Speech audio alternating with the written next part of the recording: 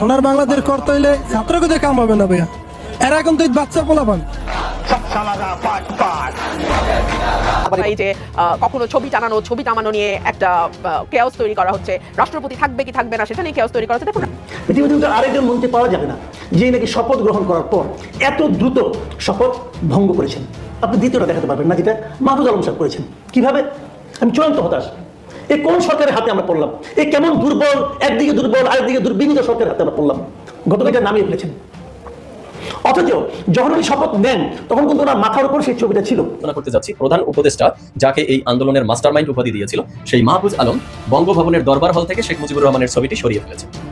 এরপরে আরো 3টি উপদেষ্টার দপ্তর থেকে বঙ্গবন্ধু শেখ মুজিবুর রহমানের ছবিকে সরিয়ে ফেলা হয়েছে। আসসালামু আলাইকুম রহমতুল্লাহ, সবাই কেমন আছেন? আশা করি সবাই অনেক ভালো এবং সুস্থ আছেন। সবাইকে স্বাগতম জানাচ্ছি আমাদের আরেকটি নতুন ভিডিওতে। প্রতিদিন মতো আমি আপনাদের সিরিয়াত ফারুকি। দর্শক, আজকের ভিডিও টাইটেল এবং থাম্বনেল দেখে ইতিমধ্যে বুঝতে পেরেছেন কি বিষয় নিয়ে কথা বলবো। খুবই গুরুত্বপূর্ণ একটা বিষয় নিয়ে কথা বলবো, যেটা ভিডিওর শুরুতে আপনারা কিছু অংশ বিষয় দেখে বুঝতে পেরেছেন কি বিষয়টা নিয়ে কথা বলবো।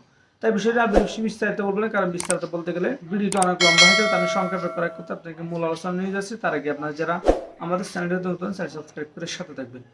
বলা হচ্ছে যে সংস্কারগুলো আছে সংস্কারগুলো করে সুষ্ঠু একটা নির্বাচন দেওয়া হবে, কিন্তু বিএনপির পক্ষ থেকে অন্যান্য সংস্কারগুলো খুব একটা পাত্তাই দেওয়া হচ্ছে না। তারা বলা হচ্ছে একটাই দাবি, নির্বাচনটা যত তাড়াতাড়ি সম্ভব। মানে যে নির্বাচন খুব তাড়াহুড়া, এটা কি একটু চোখে লাগছে না? আপনাকে অসংখ্য ধন্যবাদ। ইতিমধ্যে কিন্তু 3 মাস পার হয়ে গেছে এবং এই 3 মাসে নানান রকম অস্থিরতা আমরা লক্ষ্য করেছি। আমরা গার্মেন্টে অস্থিরতা দেখেছি, আমরা পাহাড়ে অস্থিরতা লক্ষ্য করেছি, আমরা আনসারদের মধ্যে অস্থিরতা দেখেছি। আজকে আপনি জানেন পঙ্গু হাসপাতালে যেই আহত ভাইরা আমার আছেন তারা রাস্তায় বিক্ষোভ করেছেন, কারণ 3 মাস সময় পার হয়েছে, এখনো স্বাস্থ্য উপদেষ্টার সময় হয়নি তাদের সঙ্গে দেখা করবার। তাদের মধ্যে অনেকেই আছেন যারা বলছেন যে তাদের চোখটা বাঁচাতে হলে দেশে তাদের চিকিৎসা সম্ভব নয়, দেশের বাইরে নিতে হবে। সেই ব্যাপারেও কিন্তু আমরা সরকারকে কোনো রকম কোনো উদ্যোগ এখন পর্যন্ত নিতে দেখিনি। আমরা ইতিমধ্যে দেখেছি অশান্ত নানান জনপদ, আমরা লক্ষ্য করেছি আইন শৃঙ্খলা পরিস্থিতি একেবারেই নাজুক অবস্থায়। এবং আজকে যেই বিবৃতি সেনাবাহিনীর দপ্তর থেকে দেওয়া হয়েছে আমি পড়েছিলাম, ইটস আ লং স্টেটমেন্ট, অনেক দীর্ঘ একটি বিবৃতি, যেখানে অবৈধ অস্ত্রের কথা বলা হয়েছে, কতগুলো উদ্ধার হয়েছে, কতজনকে তারা গ্রেফতার করেছেন, এগুলো বলেছেন। কিন্তু একই সঙ্গে তো আমরা আশা করেছিলাম যে এই অবৈধ অস্ত্রগুলো ব্যবহার করে যারা বাংলাদেশের মানুষের উপরে নৃশংস কায়দায় গুলি চালিয়েছে। মাঠের অলরাউন্ডার আমি, আর ঘরের allrounder Tylox. Tylox toilet cleaner, clean মানেই টাইলক্স। হেলিকপ্টার থেকে গুলি চালিয়েছে, যাদের নির্দেশে এই ঘটনাগুলো ঘটেছে, এতগুলো মানুষ প্রাণ হারিয়েছে, 30,000-এর উপর আহত হয়েছে, তাদেরকে গ্রেফতার করা হবে, বিচারের আওতায় আনা হবে। আমরা কিন্তু তেমন সিগনিফিকেন্ট কাউকে দেখিনি। আইনমন্ত্রীকে করা হয়েছে, সালমান এফ রহমান যিনি মূলত ব্যবসা এবং অর্থনৈতিক কেলেঙ্কারির সঙ্গে যুক্ত, তাকে করা হয়েছে, কিন্তু এখনো আমরা স্বরাষ্ট্রমন্ত্রীকে আইনের আওতায় আনতে দেখিনি। আমরা দেখিনি এইরকম ঘটনাগুলোর সঙ্গে আইন শৃঙ্খলা রক্ষাকারী বাহিনীর যে ঊর্ধ্বতন কর্মকর্তারা আছেন এবং যারা আসলে আইন অনুযায়ী না হাসিনার কথা অনুযায়ী তাদের প্রশাসনটা চালাতেন, তাদেরকেও কিন্তু বিচারের সম্মুখীন হতে দেখিনি। তাহলে আসলে 90 দিন 3 মাসে আমরা কি পেলাম? এই প্রশ্নটা কি এখন উঠবে না? এবং রাজনৈতিক দলগুলো সে কারণেই বলেছে যে সংস্কার তো একটি ধারাবাহিক প্রক্রিয়া, সংস্কার একটি চলমান প্রক্রিয়া। যতদিন পর্যন্ত পৃথিবীর বুকে বাংলাদেশ থাকবে ততদিন পর্যন্ত কিছু না কিছু সংস্কার প্রতিদিনই হতেই থাকবে। সো এটা কমপ্লিট না করা পর্যন্ত নির্বাচন দেওয়া যাবে না, এই কথাটিও কি একটু অযৌক্তিক কথা নয়? বিএনপি তো শুরু থেকেই যৌক্তিক সময় দেওয়ার জন্য প্রস্তুত এবং বিএনপি সবসময় বলেছে যে নির্বাচনের জন্য যে সংস্কারগুলো দরকার প্রথমে আপনারা সেই সংস্কারগুলো করুন। সেটাও তো অনেক দীর্ঘ সংস্কার। নির্বাচন কমিশন গঠন করতে হবে, নির্বাচনের জন্য ভোটার তালিকা হালনাগাদ করতে হবে, আপনারা যদি ডিলিমিটেশন করতে চান সেটা করতে হবে। সো এখানেও কিন্তু কাজ কম না, প্রশাসনের রদবদল করতে হবে, আইন শৃঙ্খলা রক্ষাকারী বাহিনীতে যারা আছেন তাদেরকে রদবদল। So huge task. সেগুলো না করে যখন আমরা দেখতে পাই যে কখনো ছবি টানানো নিয়ে একটা কেওস তৈরি করা হচ্ছে, রাষ্ট্রপতি থাকবে কি থাকবে না সেটা নিয়ে কেওস তৈরি করা হচ্ছে। দেখুন, রাষ্ট্রপতি শাহাবুদ্দিন থাকলেও যা, কলিমুদ্দিন আসলেও তা, বাংলাদেশের রাষ্ট্রপতিকে তেমন কোনো ক্ষমতাই দেওয়া হয়নি। আর এখন যেটা যে অবস্থা, তাতে কোনো রাষ্ট্রপতির সাহস হবে না জন আকাঙ্ক্ষার বাইরে গিয়ে ছবি টানানোর কথা বলছে, ছবি টানানো নিয়ে বিএনপিও বিতর্কে পড়ে যাচ্ছে। রিজভী সাহেব যে মন্তব্য করলেন পরে আবার তাকে বিবৃতি দিয়ে সেটি অস্বীকার করতে হবে। আচ্ছা, আমাকে একটা কথা বলেন তো, একটি ছবি টানানো বা নামানো এটা কি একজন মন্ত্রী পদমর্যাদার উপদেষ্টার কাজ হতে পারে? 1।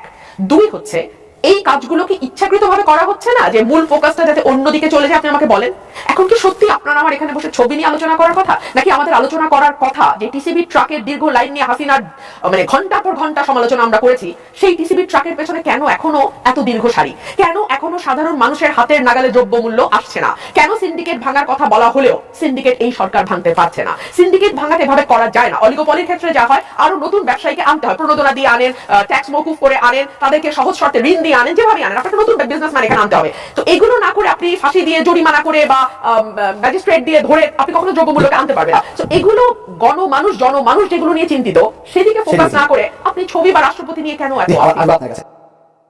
আমি হতাশ, আমি চূড়ান্ত হতাশ।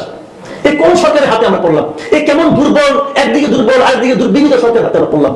গতকালকে যখন তিনজন নতুন উপদেষ্টা শপথ নিলেন, তখন আমি বলেছিলাম যে এই শপথ নিয়েছেন ওনার সম্পর্কে আমি কিন্তু একটা কথা বলতে চাই, কিন্তু কালকে যেহেতু সময় কম ছিল তার আমি এটাও ভেবেছিলাম ওনাকে নিয়ে আলাদা একটা এপিসোড করা যায় কিনা। আমি আসলে ব্যক্তি কাউকে নিয়ে করতে চাই না, আমি ওনার কিছু কর্মকাণ্ড নিয়ে এবং ওনার সঙ্গে অন্যান্য কয়েকজন ব্যক্তি কিছু প্রাসঙ্গিক কর্মকাণ্ড নিয়ে কথা বলতে চাই। মাহমুদ আলম সাহেব শপথ নিলেন, শপথ নেওয়ার পর প্রথমে উনি যে কাজটা করেছেন সেটা উনি শপথ ভঙ্গ করেছেন।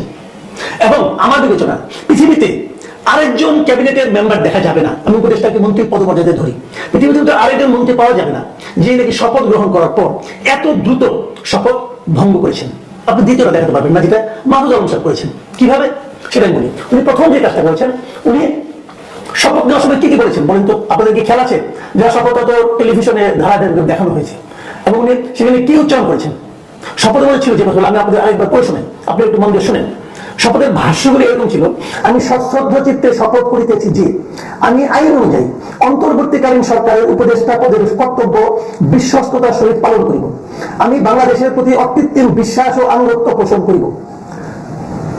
আমি সংবিধানের রক্ষণ, সমর্থন ও নিরাপত্তা বিধান করিব এবং আমি ভীতি বা অনুগ্রহ, অনুরাগ বা বিরাগের বশবর্তী হইয়া সকলের প্রতি না হইয়া সকলের প্রতি আইন অনুযায়ী যথাবিহিত আচরণ করিব। একটা বাক্য মাঝখান থেকে আমি পড়ে শোনাই, সেটা কি বলেছে? আমি সংবিধানের রক্ষণ, সমর্থন ও নিরাপত্তা বিধান করবে। উনি নিজের সংবিধানের রক্ষণ করবেন না রক্ষণাবেক্ষণ করবে, সমুন্নত রাখবেন, এই সংবিধানের প্রত্যেকটা শব্দকে সমর্থন করবে এবং এর নিরাপত্তা বিধান করবে। উনি কি সংবিধানকে রক্ষণ করেছেন? উনি কি সংবিধানকে সমর্থন করেছেন? উনি প্রথম যে কাজটা করছেন ওখান থেকে উনি শপথ না করে, সেটা হলো দরবার হলে বঙ্গবন্ধুর যে ছবিটা আছে ছবিটাকে নামিয়েছেন এবং বঙ্গবন্ধুর ছবি ওখানে থাকবে। এটা কিন্তু আমাদের সংবিধানের একটা পার্ট, মাথায় রাখবেন। এটা কিন্তু সংবিধান বলে, এটা কিন্তু কারো আইন না। অনেকে বলে এটা শেখ হাসিনা আইন, নো, এটা সংবিধানে, আমাদের সংবিধানের প্রথম ভাগে যে প্রজাতন্ত্র যে অংশটা আছে সেখানে 4 ক, সেখানে কি বলা হয়েছে আপনাদের দেখেন, আপনি দেখাচ্ছেন পড়ে শোনেন। জাতির পিতা বঙ্গবন্ধু শেখ মুজিবুর রহমানের প্রতিকৃতি, রাষ্ট্রপতি, প্রধানমন্ত্রী, স্পিকার ও প্রধান বিচারপতির কার্যালয় এবং সকল সরকারি ও আধা সরকারি অফিস, স্বায়ত্তশাসিত প্রতিষ্ঠান, সংবিধিবদ্ধ সরকারি কর্তৃপক্ষের প্রধান ও শাখা কার্যালয়, সরকারি ও বেসরকারি শিক্ষা প্রতিষ্ঠান, বিদেশে অবস্থিত বাংলাদেশের দূতাবাস ও মিশন সমূহে সংরক্ষণ ও প্রদর্শন করতে হবে। প্রদর্শন করতে হবে।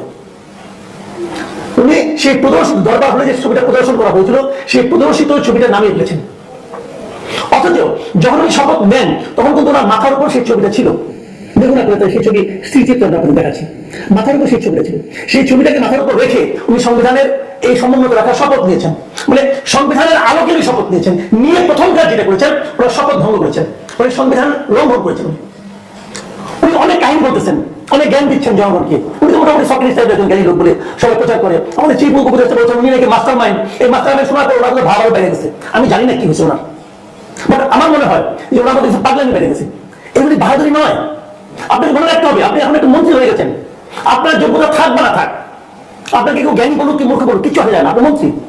আপনি যে কাজটা করবেন সেটা কিন্তু আপনার মন্ত্রণালয় সহ পুরো দেশের সরকারি অফিসগুলো অনুসরণ করবে। আপনাদের কয়েকজনের কারণে আপনারা কয়েকজন বলছেন আপনারা বঙ্গবন্ধুকে মানেন না, এটা না মানার অর্থ হচ্ছে আপনি সংবিধান মানেন না। আপনি যদি বলেন সংবিধান মানি না, সংবিধান অধীনে যে নাচতে নাচতে যে শপথ নিলেন কেন, নাকি চেয়ারের লোকের কারণে? আপনি তো মন্ত্রী হন না, আপনাকে মন্ত্রী নিয়োগ করা হয়েছে। কে নিয়োগ করেছে? প্রেসিডেন্ট নিয়োগ করেছে।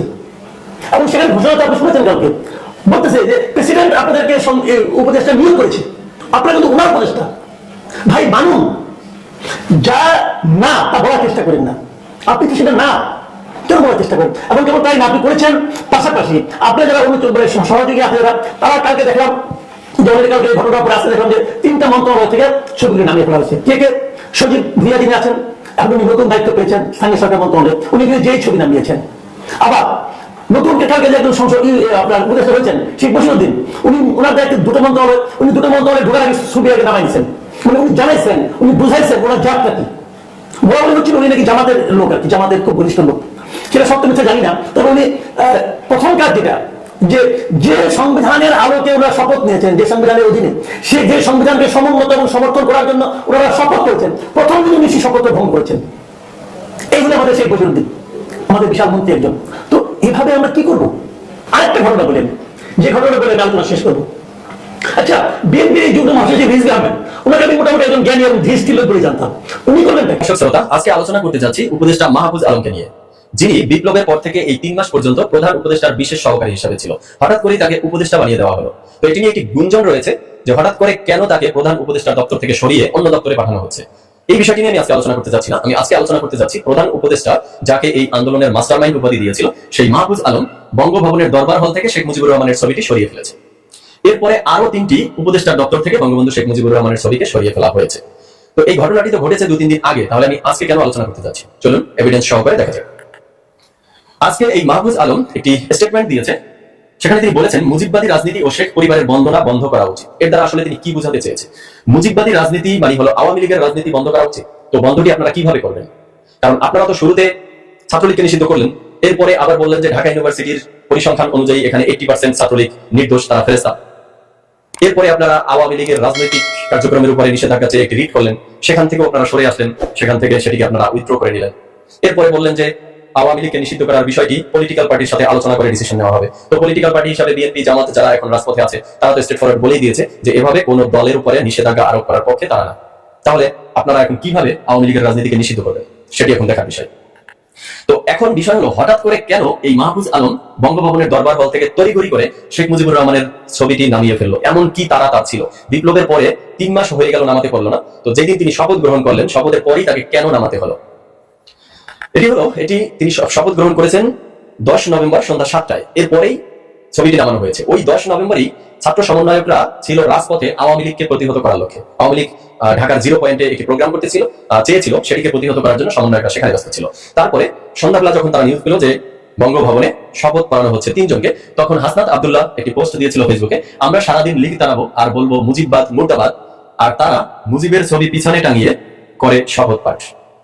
এটি দিয়ে কি বোঝানো হচ্ছে? বোঝানো হচ্ছে যে ছাত্র সমন্বয়করা যারা মাঠে রয়েছে আর তাদের একটি টিম যারা সরকারের বডিতে রয়েছে, তাদের ভিতরে অনেকটা দূরত্ব তৈরি হচ্ছে, তাই তারা এভাবে হিট করে একে অপরকে কথা বলছে। আর এই হিট কথাটি সহ্য করতে না পেরেই আমি মনে করি এই মাহফুজ আলম তড়িঘড়ি করে যেই দিন শপথ বাক্য পাঠ করেছে সেই দিনই মুজিবের ছবিটি এখান থেকে সরিয়ে ফেলেছে। এছাড়া তিনি ওই স্টেটমেন্টে আর কি বলেছে দেখি, শেখ মুজিব ও তার মেয়ে বাংলাদেশের জনগণের সঙ্গে যা করেছে তার জন্য আওয়ামী লীগকে অবশ্যই দায় স্বীকার করতে হবে, ক্ষমা চাইতে হবে। এর মধ্যে রয়েছে অগণতান্ত্রিক 72-এর সংবিধান। 72-এর সংবিধান এটি যদি অগণতান্ত্রিক হয় আপনাদের দাবি অনুযায়ী, তাহলে প্রথম কোশ্চেন হলো এই সংবিধানের আলোকেই আপনারা কেন শপথ নিলেন? তো প্রিয় দর্শক, এই বিষয়টা আপনার মতামত জানাবেন কমেন্ট সেকশনে, আর আমাদের চ্যানেলে নতুন চ্যানেল সাবস্ক্রাইব করে সাথে থাকবেন। এতক্ষণ সাথে থাকার জন্য সবাইকে অসংখ্য ধন্যবাদ। আল্লাহ হাফেজ।